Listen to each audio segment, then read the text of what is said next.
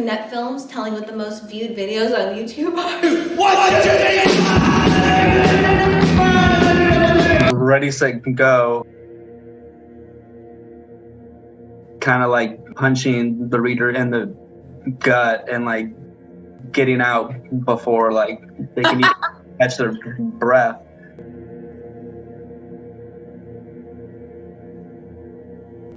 Loved the form of sirens, like the unclaimed human spirit, the forgotten, like what has been forgotten, and humans are here to remember who and what they are. We walk around life like not knowing. So maybe explain, who is Neandra Lade? Like Neandra Lade, Mina Loy, and Jack Spicer are like called upon to kind of preface your work. Where did that come from? Well, I think the first one that actually showed up in the book was the Mina Loy quote, which is, "We have passed the great trauma, these wounds disclose our loss." So I had just read that, like, because I had reread the Mina Loy book, and then I had read her, Max had gotten me her biography that I read. So I was just kind of thinking about that. Just line hit me really hard in one of her poems, because I think that a lot of what I'm trying to kind of make sense of or capture in general in my writing, or my songwriting for that matter, but mainly in my writing in general, I think that it's me trying to make sense of some sort of trauma, but not just my own traumas, the overall trauma of like you said, like we're here to remember, kind of like, or that's what we should be the focus. I think some of us are thinking along those lines. Obviously the mass population is not necessarily thinking along those lines, probably because of organized religion, and so they're kind of like maybe thinking in a certain way, but not really diving. A lot of people, I don't think, are really diving into the deep of that, or and that I think is because this information is being hidden from us. Mm-hmm. You know what I mean? We're being hoodwinked, so to speak, as to who we really are. I think a lot of ancient texts have been destroyed. I think a lot of knowledge has been hidden away. These kinds of things, to where we're not really quite sure what's going on, and so people follow these other things, whether it's religion or, whatever it is. I think a lot about, I'm going to bring up Terence McKenna, because I saw you posting of him recently, because a lot of the writings of Terence McKenna have actually helped me think a lot about what's on the other side of this dimension. It's not just universal space, it's also dimensional, side-by-side dimensional reality. Yeah. And so to me, that is the greater trauma. You know what I mean? The fact that we don't know who we are. We're searching for this information and for this knowledge. And I think because of the fact that that work is kind of done as soon as we're born, especially in this capitalist culture, we're taught to be more logical thinking, worker bee, all of those types of things, right? To make the machine run. Mm-hmm. But those are not intrinsically what we are and what we're about. I think actually those things just hurt us more than anything. And so I think in the writing, I'm trying to, the line, like these wounds disclose our loss. So it's like, I guess I'm just trying to open the wound and show the wound in where we're at, like try to open the wound a little. Mm-hmm. Which I think leads back to when I think that really idea began when I was like a preteen, and I discovered punk rock. And so punk rock was something that basically, in my mind at that age, what I saw was that it was okay to have wounds and to be broken and to actually wear it on the outside. Mm. And then through that was a form of freedom. that to me is the essence of, especially the freedom idea, is the essence of punk rock. To A, not be ashamed of who you are with all your wounds and ugliness, but also to find a way to freedom. Because I think all of that early punk rock and anything that kind of resides in that realm since then, not the like spiky hair or whatever, like, I mean, those were something going on at a certain time. But the essence to me, because early punk rock was very diverse, lots of different kind of music, lots of different kinds of people, lots of different kinds of art going on. And to me, that message was freedom. You can do whatever you want. There's no rules. The rules are, there are no rules. You do what you have to do. But within that, carrying like a badge of honor, like like the wave your freak flag high, but not in the hippie way, more in that, like, we are going to show the wounds. We are going to be ugly. We're going to show you what this is about. So I think that line is relative to a lot of those kinds of things. The Jack Spicer one, your magic will be better than their magic. I think that just was something. I love Jack Spicer. He's one of my favorite poets. I read him over and over again. And I think that there's something in his poetry that is that line that like the fuckers are out there and they're trying to take you down, but we're going to make our magic better than their magic. Mm-hmm. It's like a call to arms to me on some level. Like, okay, that's what you're bringing. Well, I'm going to bring some other kind of magic that you weren't expecting. Mm-hmm. So there's that. Yep.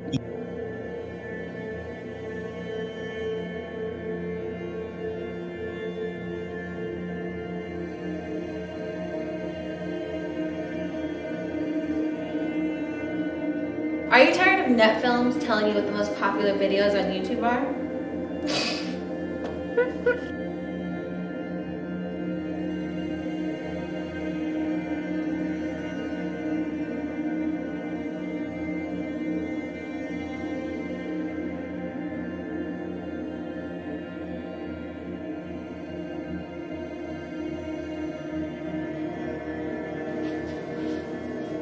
You're watching the Sunday Channel. The elites and like the artists, and I think that's like a war that's always been happening. That like psychedelic militia that you don't really hear about, but like punks tripped too, and to kind of like coax you out of your shell. It's like, let's just crack it open and like rip off the Band-Aid and just see, like, say, this is reality. This is not your prescribed life, but this is reality. I think is reality. Your book attempts to like just pull back the curtain on what we think is reality. You know, how you like say we've all been kind of like hoodwinked, and it's kind of like the Philip K. Dick's sentiment of the Ballast trilogy about like there is this like spirit that has pulled the wool over our eyes. There is a kind of Weltgeist holding us hostage, and there's like the ways to get like the sparks of like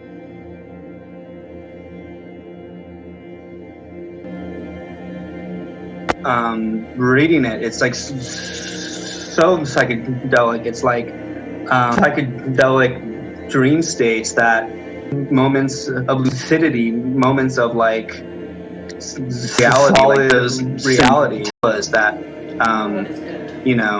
it takes a disruption of our current senses.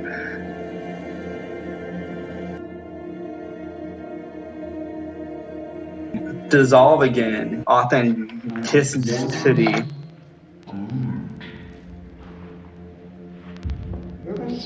I'll say I think part of it is that I take a lot of breaks. I don't I've been on social media. I mean, I'm not on Facebook. I only have an Instagram account.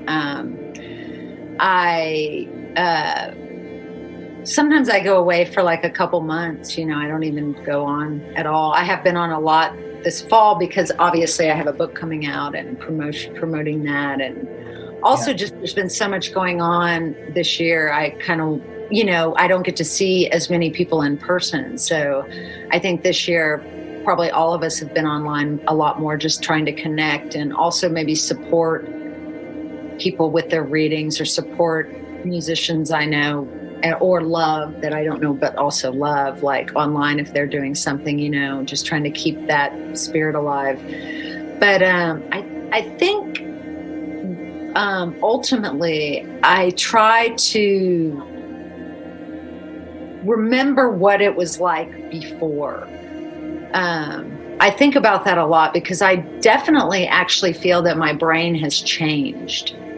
When I look back to 20 years ago, the way that I would live my life on like a daily basis, you know what I mean? I would maybe, even the way that I was creative, it was a much more, I was collaborative, very collaborative because I lived in LA at the time. I had done a lot of like punk rock performance art theater when I was in my 20s and the 90s. And, but on a lone level, it was a much more non-distractive way of living, I think. You know what I mean? Like when I wanted to see people, I called them and we met. You know what I mean? Like we went out to a bar or we went to Canner's. You know what I mean? To get like a thing of soup. So that's a weird thing to me. And I think that is part of the loss of like the authenticity that you speak of that ends up online. I think that what's blaringly odd to me that I find the most unauthentic thing about being online is that I think people present a lot of persona that maybe might not quite be what that reality is. People have gotten really good at presenting like an image, that this image over substance has actually become the thing that is the actuality sometimes. I think the way that I'm trying to stay authentic in this world of technology and plastic and consumerism is trying to constantly remind myself to get back to those things, to actually walk the walk on a daily basis of what I'm trying, of who I admire and what they taught me and who I'm trying to be in the world, which means trying to be connected to other people, trying to be honest in my writing, trying to be honest online as much as I can, even though I am kind of a personally pretty private person. I've always been that way. So I'm not one of those people who goes online and tells everything. Like that's just not my method. Like I'm going to tell somebody in person, like I want that connection in person. And I think that is part of the authenticity that I'm striving for, just to be real, not try to present something that doesn't exist, because that's what I see so intensely. And I get why it's happening. People want to be loved. They want to be liked. They want to sell their shit if they're trying to sell some stuff. They want to be like their idol so they can make that image and then not maybe have to do the work in private or, those kind of things. I don't know if that very totally eerie almost, because you can't explain when people ask you, where do your ideas come from? That you're just like, I mean, I don't know. I could not tell you. But when they're there, you just grab them. And to get back to your book, I mentioned it's very psychedelic, and it's also very punk. It's this punk psychedelic, kind of artifact. And I would.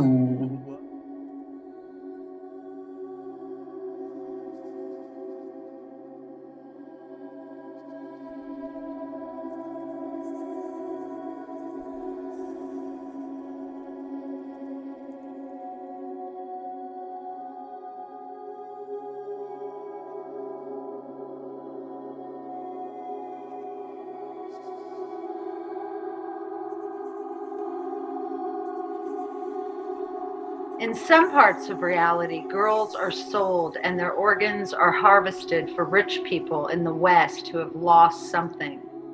Under geranium wallpaper, her will give you a bath, a suck, a fuck, and gets only some of the money from the men running the show. The Magdalene was a priestess, you stupid fucks. But sex is wicked and women are second-class citizens. This equals prostitution, children sold and raped, economic slavery, rich men coming into poor, belittled girls, a river of death made from semen, blood, and lies. I think the Magdalene fucked Christ beatifically, like a heartbeat, like a step, like a stairway to heaven. Somewhere down below. In her nightmares, she witnesses a carnival.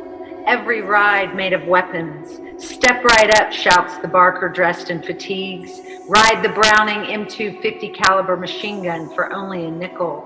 Calliope churns the smoke-filled air. Children vomit exiting the funhouse. Next stop, the carousel of bombs. Feel the power of empire between your thighs. Don't forget the Tanks R Us finale, where for just a quarter you can trample your enemies, no questions asked. A merry-go-round of knives spinning, war machine of death turning. Hear the laughter, smell the tears. It's a dark game the world is playing at. Run for your lives. Step onto this road made of salt. Down on your knees, bend over and taste its sorrow. Ahead are thousands of women, all made of tears. They are all me, they are all you, they are all us. Look at the body of a her, the sharp angular bones where the wings once attached. Do you see the door the wounds make? Let us enter to find what has been lost. Is anything ever found?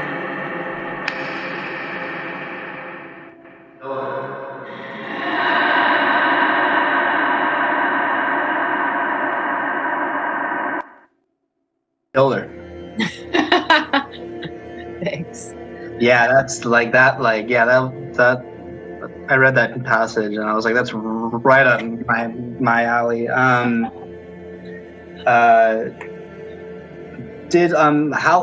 long did this take you to write? Well, initially I had kind of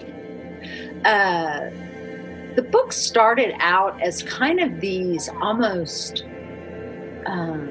mantras, like they were like some of the pieces that are in there now were actually these kind of longer, kind of like almost I'm saying the word mantra, but they were like like some sort of like ecstatic kind of vomiting is the best way I can describe it. And they were I was kind of writing them because I just had this feeling that there was something going on in my brain that needed to like come out in this particular way, almost like a banshee. Like it was almost like I feel like a banshee is living inside me and it needs to like wail a little. And I think that's where eventually the sirens idea came from, these wailing sirens. And so that's kind of how it started. But then this bird girl character showed up. And that kind of changed everything. And that became, then I started kind of putting it became more of a narrative, I guess I should say. And then it wasn't, I would say maybe at that point, it was maybe only 40 pages. And I showed it to C.A. Conrad. He was staying with me. This was maybe like a couple years ago, maybe even 3 years ago, because it's been about 3 years. About a year before he looked at it when I kind of started writing these things. And so he kind of looked at it and he gave me what his thoughts were. CA is not someone who really like gives a critique per se. He just kind of points out, like I think the only thing he said to me was, I love it. And then be even more weird. You can go, like, he was just like, go with the weirdness. Like all the things that were like the weird things in it. Like he was like, that's the direction. And so a lot with the narrative of the bird girl and that advice, that's then where I took the book and where it kind of went from here. And then also initially there was not a lot, all of those things that you were saying, like the reality things, like the prostitute, the girl trying to score in New York on the corner,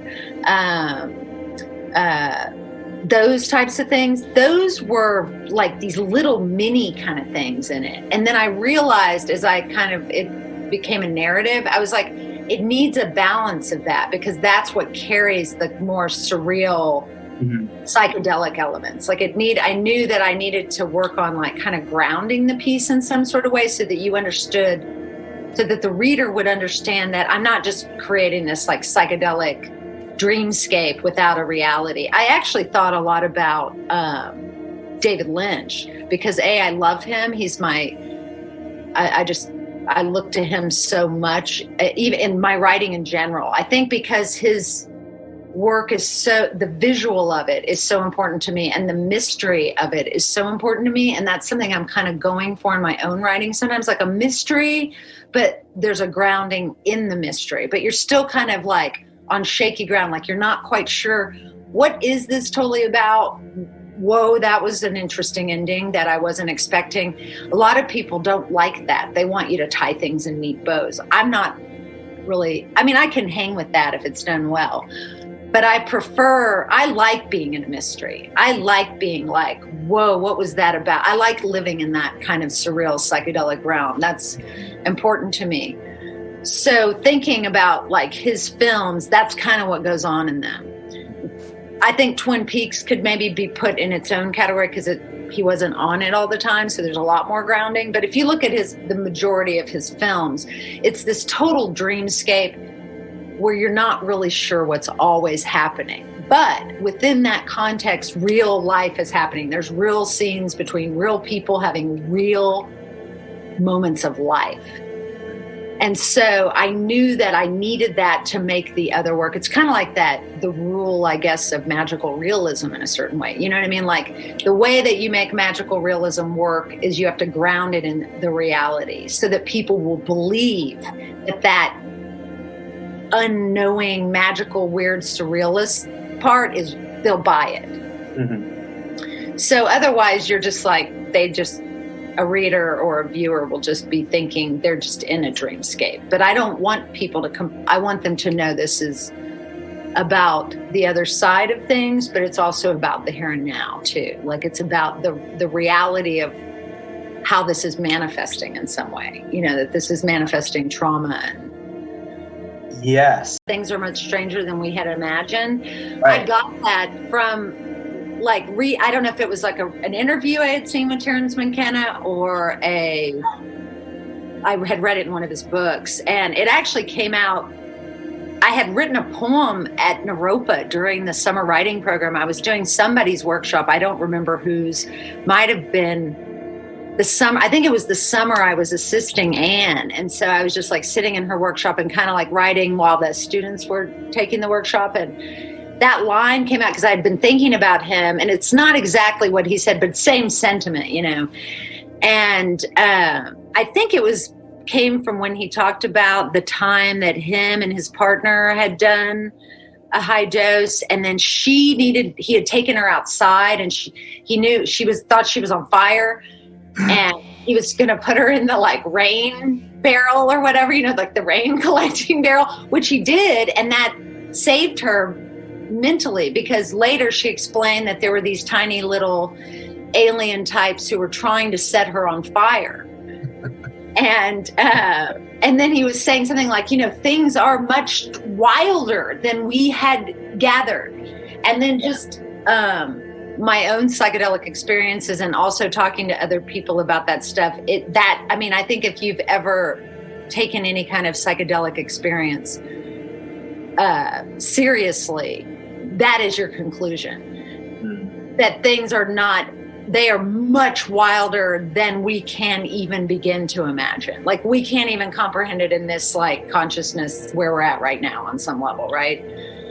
But I do think that because of that and because of where we're at, we do need, I love your metaphor of like, it's like we need like someone to push us into like a cold pool, like be thrown into like, you know, the cold ocean or the cold pool, you know, whatever that is, to kind of get the circuits like working in a different way. Because I mean, me and Max talk all the time, like, if this doesn't, like, this situation we're in planetarily right now, as far as like the climate and, you know, all of these kind of things going on, if this doesn't, we're always like, this is going to, you know, make art better again. Like, this is going to bring out the art. Like, that's the hope. You know what I mean? Like, art's going to get really good. But also, I think stepping out of the paradigm of where we've been, I think the whole thing needs to be rethought. Like, we need a whole new way of looking at how we're approaching being alive and being artists. You know, I think, like, I talk about this a lot with like the whole idea around like massive bands touring all over the world in like jets and like playing stadiums and all the plastic. I'm like, that fucking shit has got to stop. Like, if you care about the planet, you can't do that anymore. It's not okay. You can't, it's not allowed. Like, it needs to get localized. It needs to get like people playing at people's houses across the country. You know what I mean? We need to like step outside of the box of the whole scenario. I mean, I love this idea of the Sunday show, because I think it also reminds me of like old school, like New York, LA, like public access, like we're all, when the punks or people like that were doing those kinds of shows, or like when you first had put something up, for some reason I immediately thought about, I used to have this video cassette, and it was a compilation that someone had made me of all the early Residents videos and their film, Whatever Happened to Violence Fats. And then, but it was like the little clip that they had of Whatever Happened to Violence Fats was from like a San Francisco public access. Like, they had taped it off that, so, you know, so it was like the crinkly TV kind of thing. And I'm like, nobody does that anymore. Why is I mean, yeah, people are online, but it seems so commercial. It's not like that, where people are like, we're doing this because it needs to happen. And there's like some audience out there of people who are like foaming at the mouth to get this kind of stuff. And nowadays I feel like if it is happening, like, it's happening in such a small thing that you don't know about it, maybe, you know, like some weirdos in Ohio have some weird thing, or you guys have your Sunday show, but like, how can that bleed into the people that need that?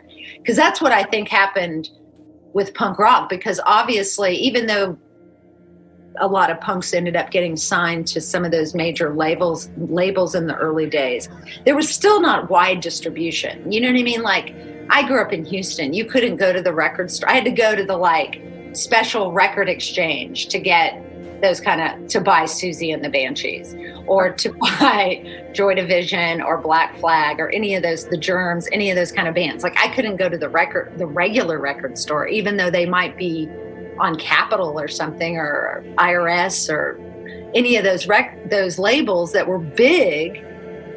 And so, but ultimately punks made do. They pressed their own 45s. They made their own films. They got in the van.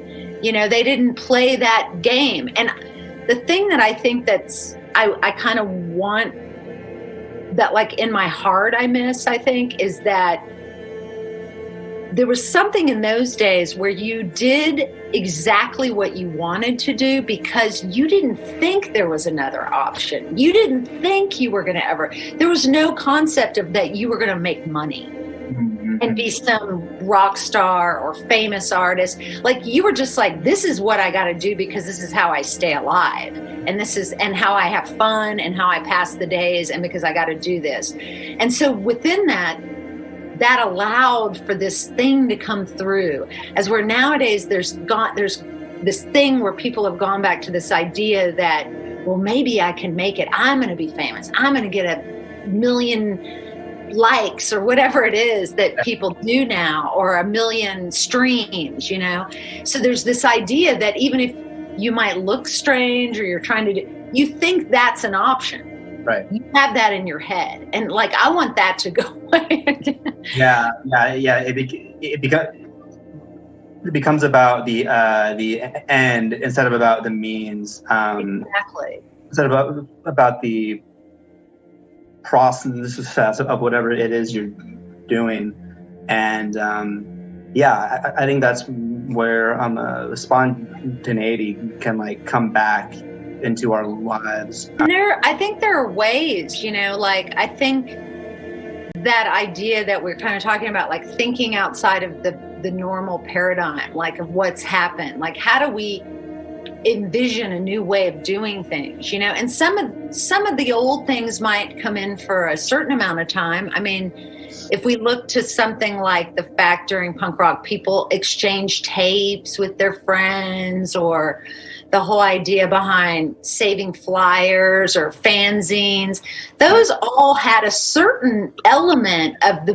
the commercial world, to this extent that a fanzine was a magazine. It just didn't operate in the same way that maybe a commercial magazine did. Or, there was this word of mouth, or this like collector appeal, like, Right. Oh, I want that, and I feel like I have some friends. I mean, Jade and this other friend of ours, Maddie, they're starting a fanzine. And so, I think people are kind of feeling this. So it's like in the art community and wanting some sort of I think also a connection, because I think there was something also that used to exist where, like me and Max talk about, like a time when you would go to the record store and hang out at the record store. Like, even, like when you're a kid and like there's like the older cool kids working at the record store or something, and you like talk to them and you found out from them something you didn't know about music. Like, well, what do you recommend or whatever? Like this communal thing that kind of happened, that I feel like it's kind of underneath what's happening right now. And so it's brewing in a new way, but it's just trying to figure out, I think, how to do that in this overwhelming wave of technology where there's so much information. There's so many people putting out information, putting out art, putting out all kinds of information. How do you cut through that? Yeah. And maybe it's not that you cut through it. You just find another little corner that people come to you. You don't have to cut through it. And there's a certain amount of people that are like bursting out at, like creating a fire of sort that's like burning all that shit away, so to speak. Right. Hopefully.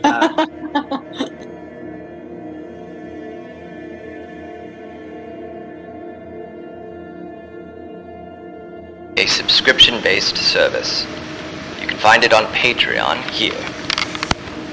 Your idea of yourself and what is important have been forced to be re-evaluated.